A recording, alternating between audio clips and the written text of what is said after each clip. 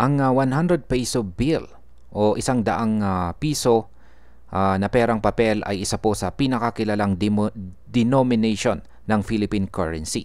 Sa kasalukuyan, tampok po sa harap ng bill si dating Pangulong Manuel A. Roxas. Habang sa likod ay makikita po ang Mayon Volcano at ang whale shark or butanding. Yan, tingnan po natin. Yan, ito po yung obverse or harapan na bahagi at yan po nakikita po natin dito si Manuel A. Roxas. Yan, at ito naman yung kanyang likuran. Yan, nakikita natin ang Bulkan Mayon. Yan, at ang whale shark or butanding. Ayan. Simula po December 2024, inilunsad po ang polymer version nito na may disenyo ng Palawan Peacock Peasant sa harap po ng Bicol Textile Design sa likod. Kaya yan, check po natin yung polymer version. Yan, palakihin po natin. Ayan. Yan po yung peacock, medyo malabo yung kuha rito. Pero yan po ang disenyo sa polymer version. Ayan. Sa video na ito ay pag-uusapan po natin ang kasaysayan, mga pagbabago at mga kakaibang kaganapan po na nauugnay sa 100 peso bill or perang papel.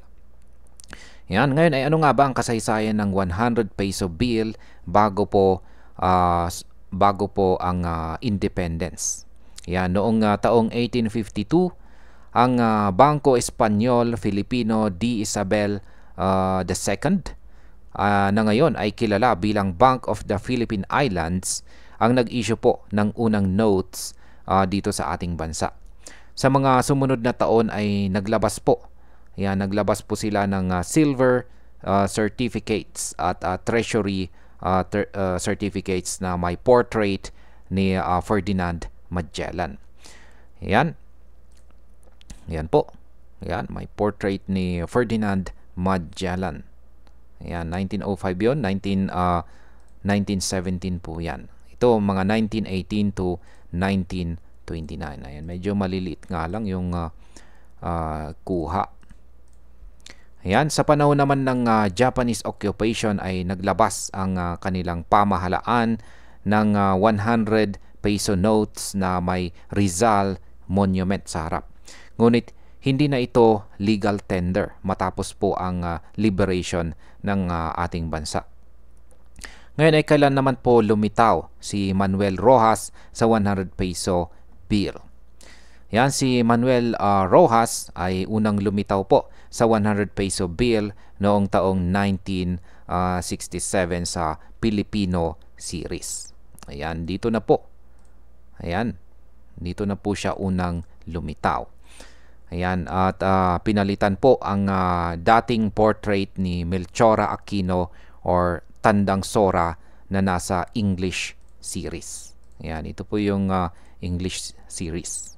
Ayan, yan po yung kanyang pinalitan. Sa reverse side po noon ay makikita po ang Central Bank sa Manila. Mula noon marami pong bersyon ng bill ang naglabas at nagbago ang disenyo depende po sa mga pangyayari sa bansa at sa mga pagpapabuti ng BSP. Ayan. Ayan po yung disenyo sa likod. Ngayon ay ano po ang mga bersyon ng 100 peso bill sa kasaysayan ng Pilipinas? Ayan, check po natin. Ayan, English series. Ayan, Filipino series. Ayan, ito yung harap at saka ito po yung likod. Ayan, yan dito po sa English series, ayan, 1951 to 1974, tampok po si Melchora Aquino at mga bandila ng Katipunan. Ayan, dito naman sa Filipino series, ayan, 1969 to 1974, tampok po si Roxas, kulay violet at Central Bank building sa likod. Ayan. Sa Bagong Lipunan series, ayan po ang Bagong Lipunan series. 1973 to 1996, may overprint na meron na pong overprint ang bagong lipunan at nagbago ang reverse sa bagong building ng Central Bank. Ayan, yung kanyang reverse. Ayan, nagbago po. Ayan, dati ay ganyan po yung kanyang disenyo. Ngayon is ganyan na po. Ayan, binago. Ayan, dito naman sa New Design BSP series. Ayan, 1987 to 2018. Dinisenyo po ito na Angel Cacño. May eksena ng pagpasa ng bandila noong independence at kalaunan ay isinama po ang logo ng Bangko Sentral ng Pilipinas. Ayan po yung harapan at ito naman yung kanyang likuran. At dito na po tayo sa New Generation Currency Series. Ayan, 2010 to present po yan. Redesign ang portrait ni Rojas, yan, Mayon Volcano at Whale Shark sa reverse. At may mas malinaw na kulay violet simula 2016. Ayan, yan po yung harapan. Ayan, medyo mas violet nga yung design. Ayan po yung likod. Ayan, dito naman sa Polymer series. Ayan. Sa Polymer series, ayan, first, kauna-unahan po ito na Philippine Polymer Series. 2024 to present po yan. Tampok po rito ang Palawan Peacock Pisant sa harap. Yan, Bicol Textile at saka Butanding sa likod. Limited circulation po sa Greater Manila area lamang ito. Kaya yan, wala po tayong larawan sa likod. Kaya yan po yung mga iba't ibang bersyon ng 100 peso bill natin or banknote natin. Ngayon ay ano po ang mga security at saka design features na idinagdag sa huling mga bersyon. Nito pong taong 2001 at saka 2005 to 2010, nagdagdag po ang BSP ng security thread, gold, fluorescent printing at saka tactile marks para sa visually impaired at matatanda. Noong taong 2020, may color changing indigenous patterns sa security threads. Sa Polymer series, makikita po ang mas matibay at ligtas na material na magagamit sa pang-araw-araw na transaction. Ngayon ay ano po ang mga kakaibang pangyayari na nangyari sa 100 peso bill. Nito pong taong 2005 ay may misprint. Yan, may pagkakamali po sa pangalan ni Pangulong Gloria Macapagal Arroyo. Ayan, sapagkat nasulat bilang Arovo. Ayan, Arovo. At naging usap-usapan po yan sa ating bansa.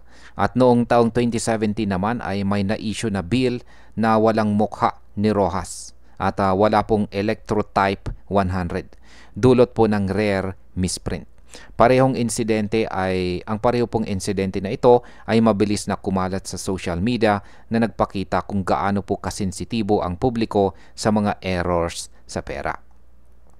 Ngayon sa aking opinyon, napakaganda po ng patuloy na pagbabago at pag-update ng ating 100 peso bill. Hindi lamang ito nagpapakita ng kasaysayan at kultura ng ating bansa, kundi nagbibigay din ng mas ligtas at accessible na pera para po sa lahat. Ang Polymer series lalo na ay magandang hakbang para sa mas matibay at long-lasting na currency. Gayunpaman, ang mga misprint at saka viral incidents ay paalala po na dapat laging maingat po sa pag-verify ng impormasyon. At ayan ang kasaysayan, mga pagbabago at kakaibang pangyayari sa 100 peso bill or perang papel.